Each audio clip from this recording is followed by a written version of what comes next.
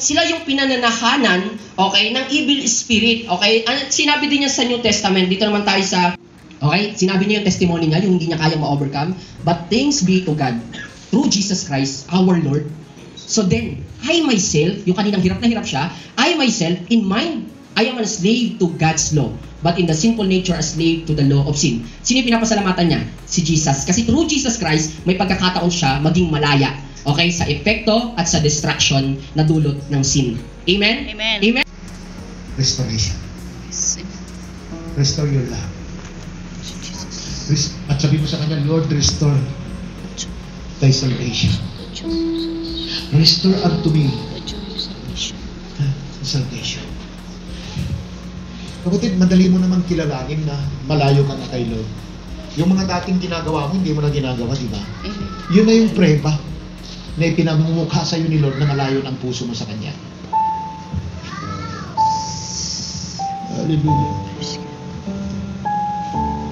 Kaya nga sabi niya kay Jeremiah chapter 32 verse 38, ano ang pangako niya doon? Yung bumalik sila, magiging mamamayan ko sila sa Kanya. They will be my people and I will be their God. Amen. Kapatid. Amen. Amen. Hallelujah. Restore to me. Tignan nyo ha. Walang kasalanan si Job. Maparusahan dahil sa katapatan niya. Alam natin lahat yan. Naparusahan siya dahil sa katapatan niya. Hindi niya sinisi ang Diyos. Sinamba niya ang Diyos. Bakit? Mayroon kasing nakita si Job. Hirap na siya. Inalis ang lahat ng kayamanan niya. Kinuha pati kanyang mga anak. Binigyan pa siya ng sakit sa balat. Nilayuan na ng kanyang mga kaibigan kasi nakakadiri na yung kanyang sakit. Alam niyo po, isa lang nakita ni Job na dapat mo ring makita ngayon. Ako nakita ko to. In Job chapter 19, ano yung nakita ni Job? Verse 20. Ito yung nakita ni Job. Kahit anong kalagayan ko, I am nothing but skin and bones. 25 anak. Sabi ni Job, I know that my Redeemer lives. Buhay ang aking Diyos. Amen. Ang aking tagatubos. Amen. Amen. And that in the end, He will stand upon the earth. Nakita niyo yun, kapatid. And after my skin has been destroyed, yet my place, I will see God. Pulok-pulok man ito. Nakikita ko yung Diyos ko. Amen. Verse 27, I myself will see Him with my own eyes. And not another, how my heart yearns with me. Amen. Amen. Yan ang dahilan kung bakit anumang pinagdaanan ni Job, kapatid, inilagay niya sa puso niya. Kahit hindi na ako mabigyan pa ng kayamanan, ang tanging nandito sa aking isipan, makikita ko ang Diyos ko. Makikita ko siya ng mukhaan. Amen. Amen. Hallelujah, Lord Jesus. Pero dahil mahal na mahal si Job, naninilyo ng Diyos si Job, hindi anak, eto muna, dahil nagpakita ka ng katapatan sa akin, yung nawala sa'yo, dodoblehin ko, sabi ng Diyos. Amen. Hallelujah. Amen. Praise God. Hallelujah. Hindi excited, wala sa kanilang faith. Amen. Amen. Hallelujah. Praise God. Hallelujah. Amen.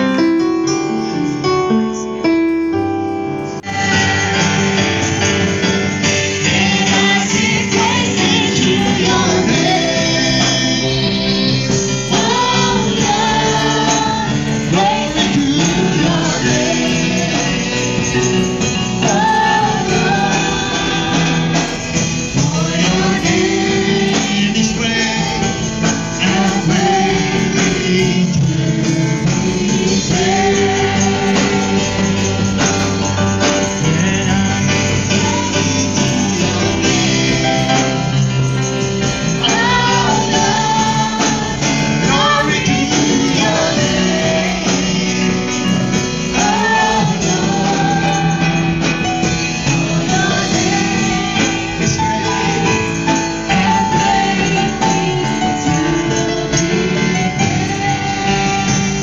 the name of Jesus Christ. Amen. Come on, church. Get ready. I will command all the blessings of God. Amen.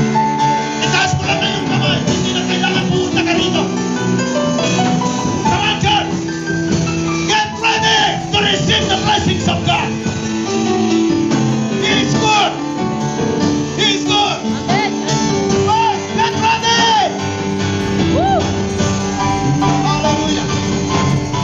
Now, in the name of Jesus. In the name of Jesus. Sa lahat ng may sakit at naniwala sa kapangyarihan. Taas mo ang iyong kamay. Believe the best is yet to come. Oh, in the name of Jesus. In the name of Jesus. I declare healing power. Healing power. Healing power. Come on, church.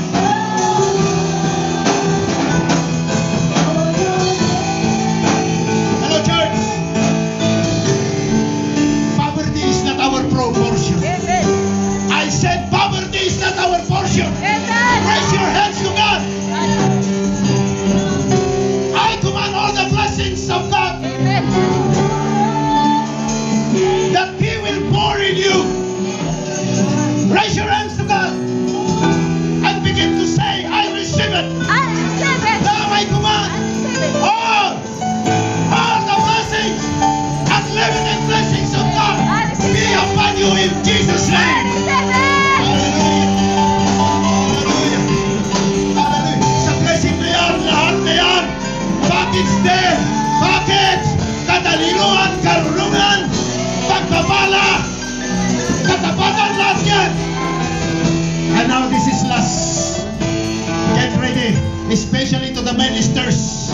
Especially to the ministers. Get ready. Get ready to receive the anointing of God. Amen. Get ready to receive the anointing of God. Receive the anointing of God. Receive now. Kung ready ka na, iwalay mo yung kamay ka na. Hallelujah. In the name of Jesus Christ. Hallelujah.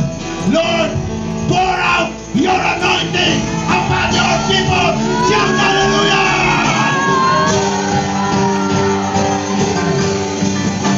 Thank you, Lord. Thank you.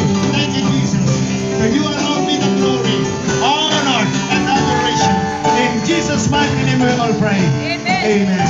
Hindi naman siya nagad na mag-sacrifice, pero hindi niya alam kung ano yung sacrifice. Diba hindi niya nakita? Wala siya nakikita kung ano yung sacrifice niya. Pero meron siyang heart to give. So, ganun din sa atin, di ba? Ang nangyari doon kay Abraham, di ba? The Lord will provide, sabi niya. Amen. So, ganun din sa atin. Kung meron tayong heart to give, kasi ako din, tulad ko, estudyante, meron akong sa church study ka, parang meron mga ambagan, ganyan din ako struggle. Pero meron akong desire na makatulong kasi nakikita ko yung necessity, yung kakulangan. So, ang meron akong puso na magkalo. Pero kaya ko na ibigay is ganito lang, limited. Pero, ayun, pag meron tayong, gusto kong sabihin na kapag meron tayong heart, di ba, magbigay kay Lord, si Lord yung mag-provide. Amen. So, ganun din sa atin, more than sa tithes. Ayun, let's give to God. So, ayan. Salamat daw. Sige tayo magbigay ng may kaganahan.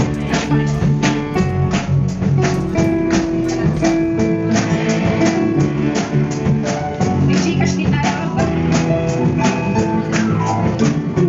Aking mamasdan, kalawakan, ay di ko maunawaan. Ang iyong dahilan, kung bakit ako'y pinilan ko inalagaan. Di ko kayang isipin, hindi ko kayang sukatin. Ang pag-ibig mo, Jesus, na iyong binigay sa akin. Salamat, salamat, O Jesus, sa pag-ibig mo. Wala ibang nagmahal sa akin ang katulad mo. Oh, salamat, salamat, O Jesus, sa pag-ibig mo. Ako'y magsasaya sa piling mo. Ayan. Salamat Sige, tayo magpasalamat sa ating Panginoon. Hallelujah.